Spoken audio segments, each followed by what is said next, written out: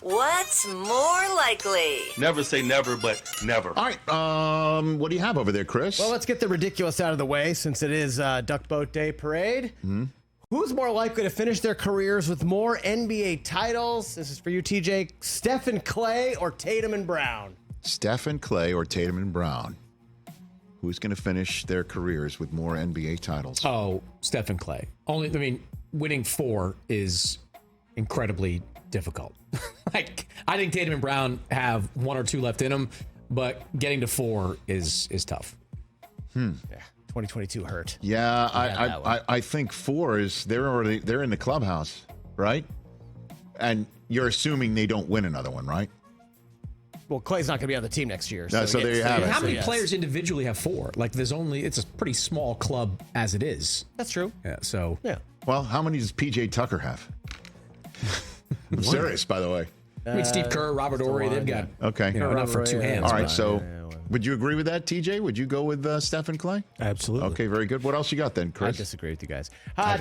Texas superstar to win an MVP or championship first. Luka or Wemby? To win either? Either.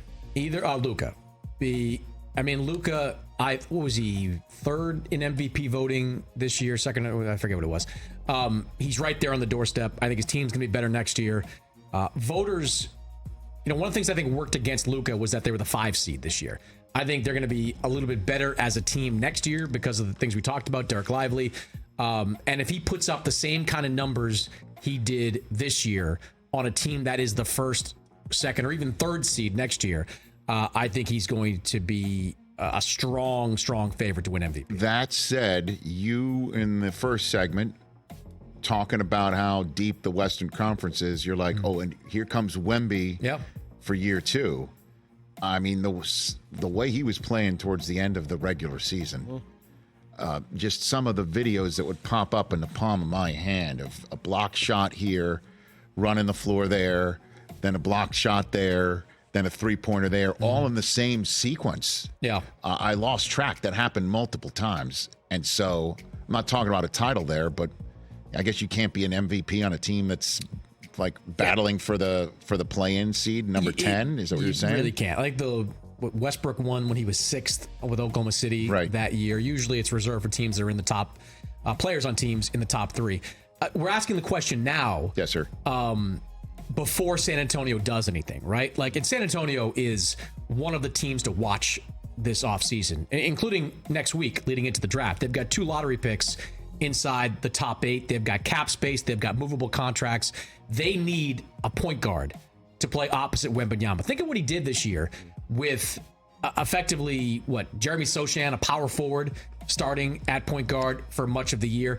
They are going to land a quality point guard either via trade or a free agency this offseason, and that is going to make Wembanyama go to another level. Every great big man needs a great point guard to play off of, and I think Wembanyama is going to get that guy, and I think he's going to be an all NBA player next season. I think that's my prediction of the Wemby jump. What else, Chris?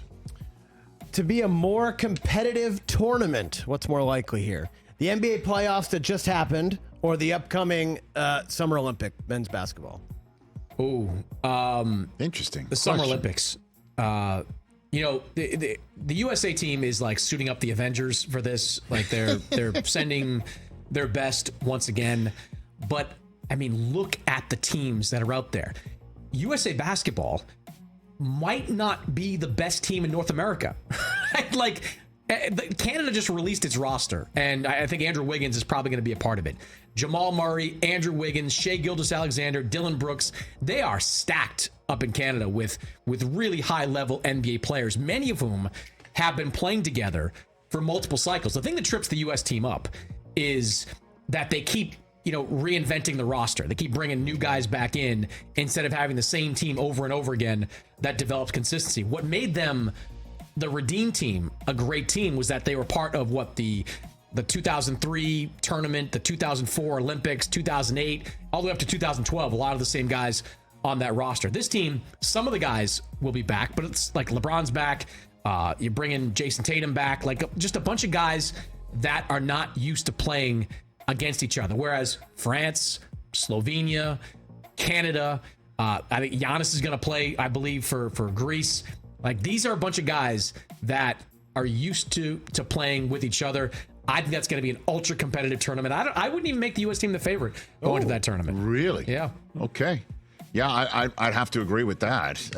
As opposed to, we just saw 16-3 victorious champion. Well, how many game 16, sevens were games. in the playoffs? Not that many, right? One or one, Minnesota maybe? played with Denver. Denver to game 7. I'm trying to think, Eastern Conference, did they go? I don't know. Not many. It was. Oh, Yeah, I think the Magic, didn't the Magic in the Magic and Cavs? Cleveland in the first so round. 2 game sevens, that's it? What else? Yeah. Who takes their team to the finals first in the West? Shai or Ant? I'm going to say Shai because just a second before I said the Thunder were the favorites to win the conference. The organic growth in Oklahoma City, Chet, Shai, all the young guys, Jalen Williams, like they're all just going to be better naturally next year. They got another wing defender and Alex Caruso. They've still got 307 draft picks over the next 4 years that they can potentially deal for a rebounder. And I think Sam Presti's going to find up getting that guy. Minnesota is kind of in a weird place right now. I think if they run this whole thing back, they're still, one of the best teams in the Western Conference, but they may have some decisions to make because of the finances on that team. They're a very expensive roster. They could have new ownership coming in, however that shakes out with A-Rod and Mark Lurie and Glenn Taylor and that whole fight that's going on in Minnesota. So they may decide not to want to spend as much as they spent this year, and that could cause that team to take half a step back, which in the Western Conference, that's all you need to go from a conference finalist to a first-round exit. I've got one, if you don't mind, and then we only have time for one more. I got 2 more. Yeah, can I jump in? And well, I'm just going to cannibalize it. It is your show, do Rich. you have one about Bronny James? No. Okay, let me jump in if you don't mind. Sorry.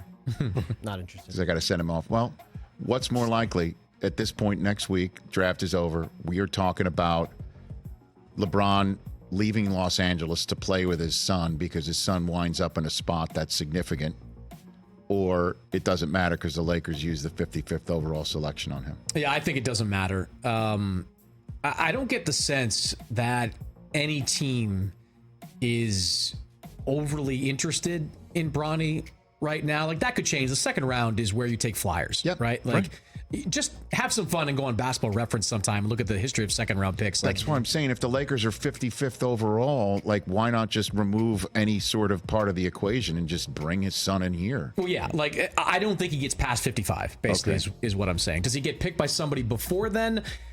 I would call that extremely unlikely. Like, I've had some conversations with team executives, like, say, like the Knicks, like they draft Bronny somewhere in the second round. Like, could they just dare LeBron to fulfill his destiny and come play in New York for a year? Philadelphia, didn't Rich Paul say he's not going to sign a 2-way? He said he's not going to sign a 2-way. We'll see. We'll see how everything ultimately shakes out for him. Like, Bronny, one way or the other, is going to spend most or all of next year in the G League, right? He's just not, he's in the developmental phase. He only played a dozen or so college basketball games. So I don't think any team but the Lakers will draft him. That's my guess right now. But I do think the Lakers at 55, where virtually no one of any consequence has ever been drafted before, I do think they'll use that pick on Bronny. Okay. Last one, oft-injured superstar to finish their career with their current team, Zion or Joel Embiid? I would say Joel Embiid because he's a little bit older, and they're not trading Joel Embiid unless he demands it, right? Like, and maybe the same can be true with Zion, but Joel Embiid has this, like, he's got this affection for Philadelphia, like, the process, the city, the passion they have for it. I don't think Joel Embiid wants to go anywhere, and I think they've got a top executive in Daryl Morey, who just got a contract extension himself, that is going to be aggressive in pursuing every veteran available via free agency and trade to surround Joel Embiid with the right kind of talent. Catch the Rich Eisen Show every single day on the Roku channel, 12 to 3 Eastern, for free.